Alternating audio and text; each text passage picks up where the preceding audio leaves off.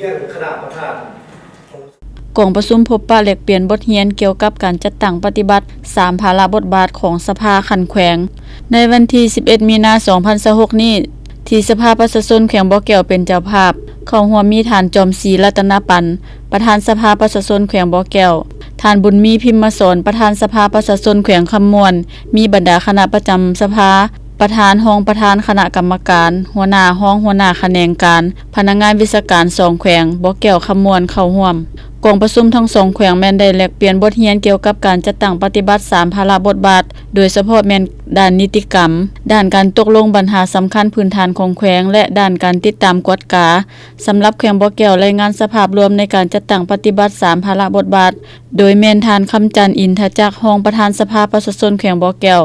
ตลอดระยะผ่านมาคณะนำสภาประชาชนได้เอาใจใส่ในการจัดตั้งปฏิบัติภาระบทบาทที่เป็นตัวแทนแห่งสิทธิและผลประโยชน์อันชอบธรรมของประชาชนบรรดาเผ่า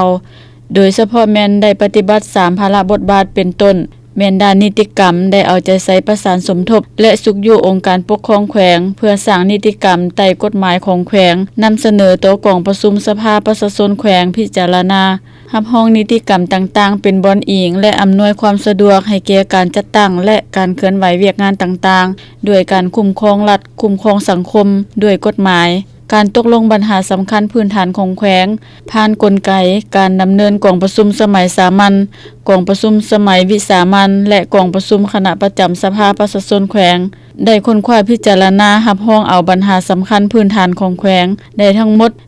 134ฉบับด้านการติดตามกฎกาแม้นได้ปฏิบัติตามหน้าที่ของการตรวจสอบตามบทสรุปค่าตัวของแต่ละภาคส่วนที่ได้รายงานให้สภาประชาชนแขวงเพื่อปฏิบัติตามรัฐธรรมนูญกฎหมายนิติกรรมใต้กฎหมายจากนั้นท่านนางบางอ่อนไสยสิทธิ์รองประธานสภาประชาชนแขวงคำม่วนได้รายงานสภาพการจัดตั้งปฏิบัติ3ภาระบทบาทโดยเฉพาะแม่นด้านนิติกรรมด้านการตกลงปัญหาสำคัญพื้นฐานของแขวงและด้านการติดตามกฎกาโดยสังเขปสำหรับการสร้างและปรับปรุงนิติกรรมใต้กฎหมายของสภาประชาชนแขวงคำม่วนแม่นได้ทั้งหมด20ฉบับในหน้านิติกรรมสร้างใหม่19ฉบับปรับปรุง1ฉบับด้านการตกลงปัญหาพื้นฐานสำคัญของท้องถิ่นโดยผ่านการดำเนินกองประชุมสมัยสามัญและวิสามัญของสภาประชาชนแขวงคำม่วนได้33ครั้งได้พิจารณารับรองเอา125ฉบับในนั้นการเมืองและการปกครอง17ฉบับด้านเศรษฐกิจสังคม62ฉบับด้านการจัดตั้งและบุคลากร46ฉบับและเวียกงานอื่นๆที่ได้รับการจัดตั้งปฏิบัติอย่างตั้งหน้าเช่นเดียวกันผู้เข้าร่วมกองประชุมทั้ง2แขวงบ่อแก้วคำม่วนได้สนทนาแลกเปลี่ยนบทเรียนด้านวิชาการโดยเฉพาะแม่นการค้นคว้าพิจารณารับรองเอานิติกรรมใต้กฎหมาย